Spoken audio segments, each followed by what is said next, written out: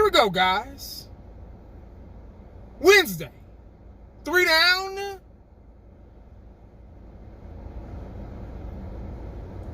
One to go. 3-day weekend. Happy New Year. 2020 is almost over with. This was by far one of the worst years ever. Ever, guys. I'm not going to even go. Y'all already know the story of 2020. I don't even have to say anything about it. But I'm glad it's almost over. On to 2021. And that's all I got to say. But anyway, guys.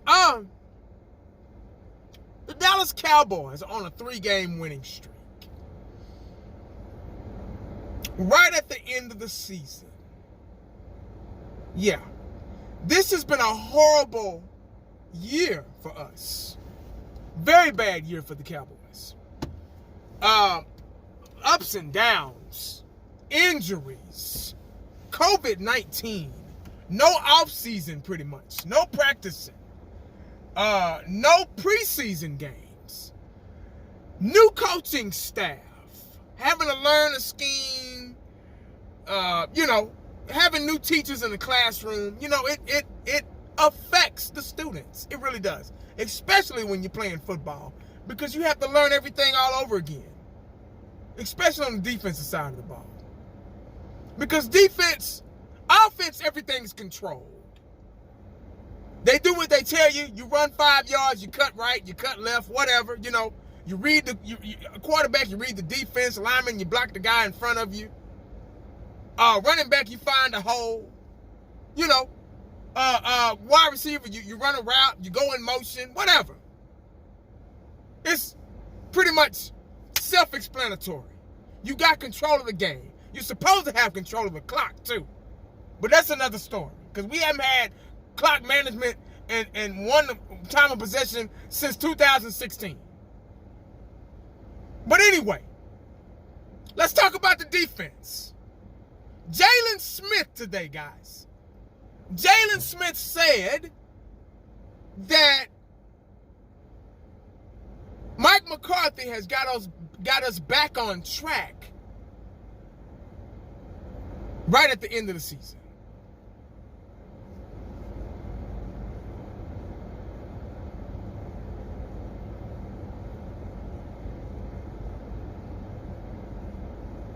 Jaylon Smith,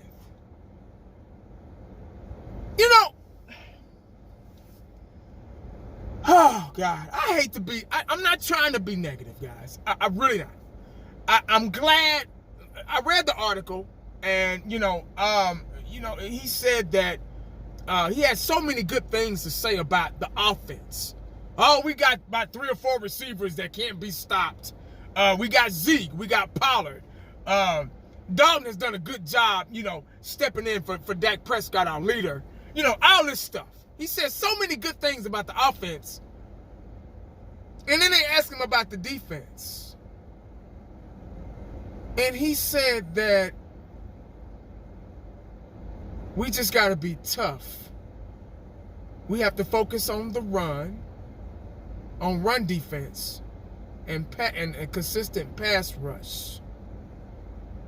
We have a very good defense. We just got to stay focused.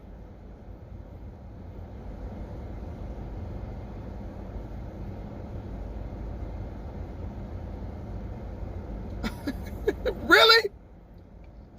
That's not what I'm seeing. You can talk a big game. You can say how we're going to do this, we're going to do that.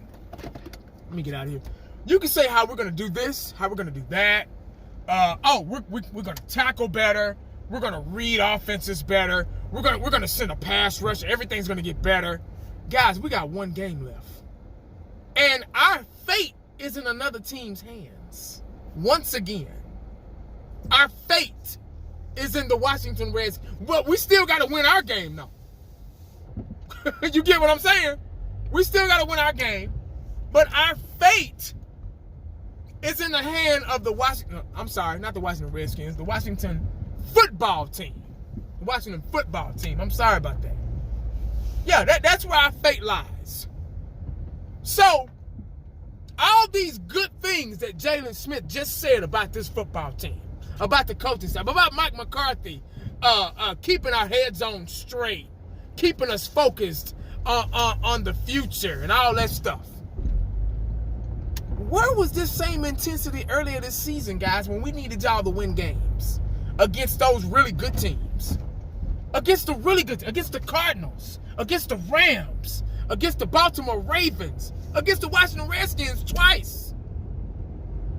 Where was that intensity then?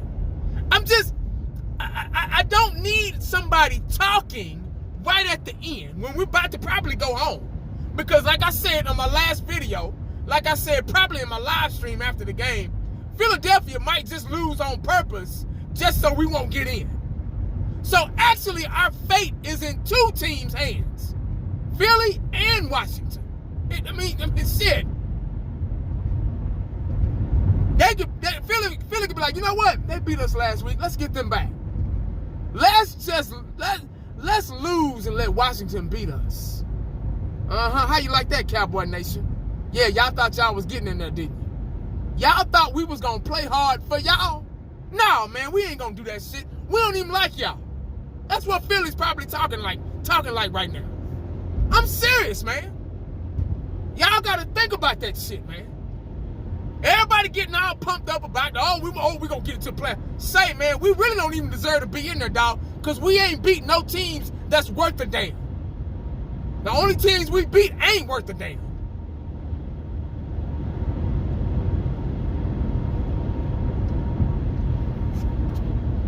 But all this talk at the end of the season, what?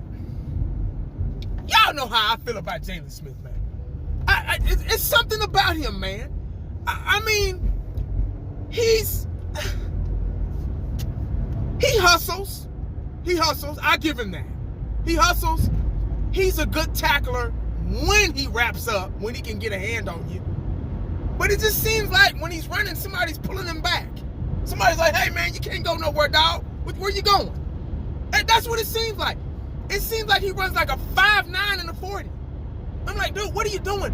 He's always, like I've said before, he's always on the chase. He's always chasing somebody.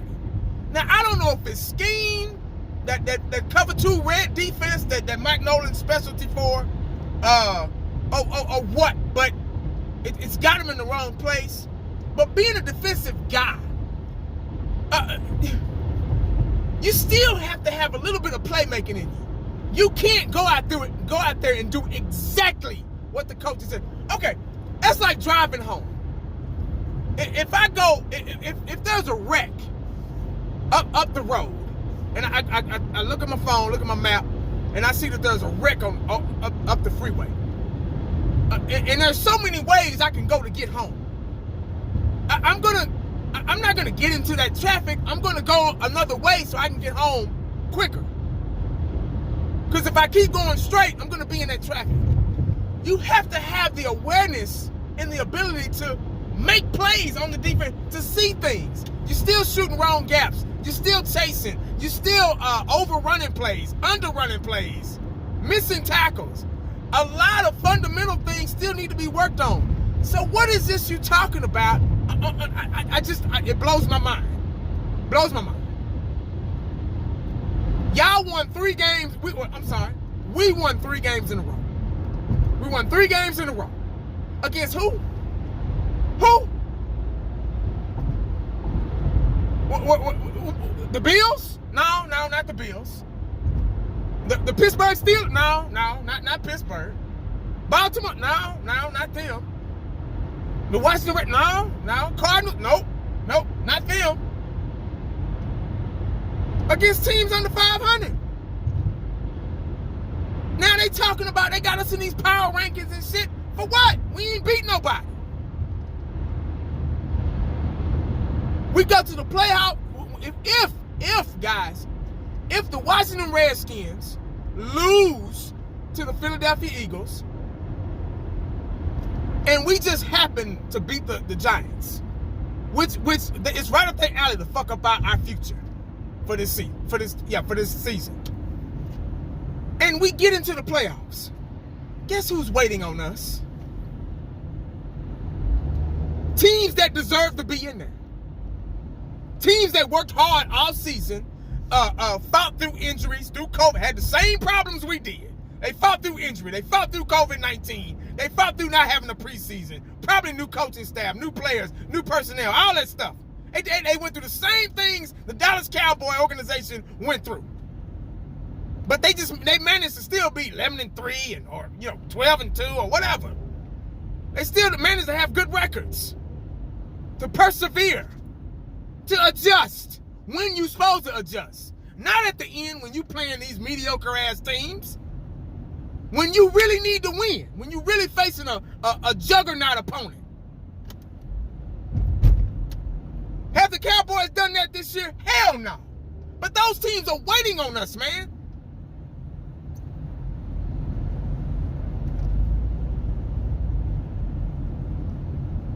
Everybody on Andy Dalton's nutsacks. Riding his nuts, just swinging from the hash. Wee! Just found one hair on his ball sack and they just swinging on it. And they think he's the greatest quarterback the Dallas Cowboys ever seen.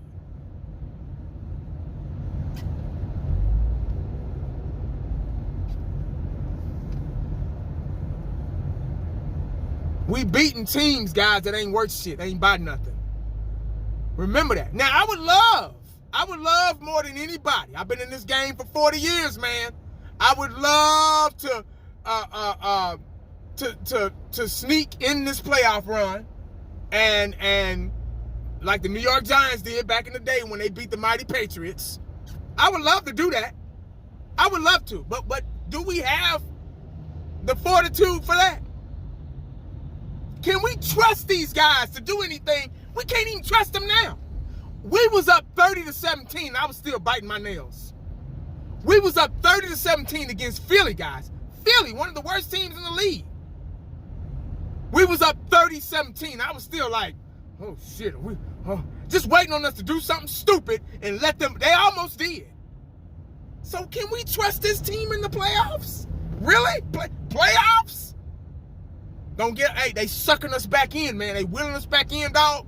I don't give a damn, man, who listened to this video, who watch it. 105.3 The Fan, all them jabronis on there. I don't care. I'm not here for them. I'm here for the goddamn Cowboys. Can we trust the Dallas Cowboys? If it's such a powerful word. It's very powerful. You could say, hey, man, I just want $1 million if. And that person be like, whoa, if. Say, man, here's $100,000 if what? What you mean if? Because they know behind that if is something real big. It's something that's going to talk you out of doing this shit. Hey, man, you can have this fine girl over here with the big booty if you. And that dude like, what, if? What you mean if? If is powerful, dog. I'm telling you. If powerful as hell. If and but. Those two, they the smallest words in the English language. Two of the smallest words in the English language, but they are powerful. Yeah, man, we can get married if we. What? She gonna like if, but I'm telling you, man, behind the Dallas Cowboys, there's always an if and a but.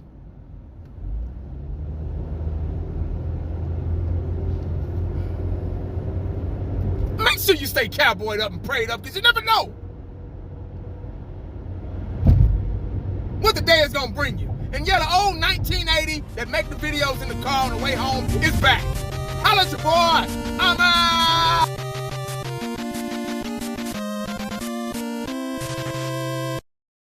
And the only thing else I got to say is,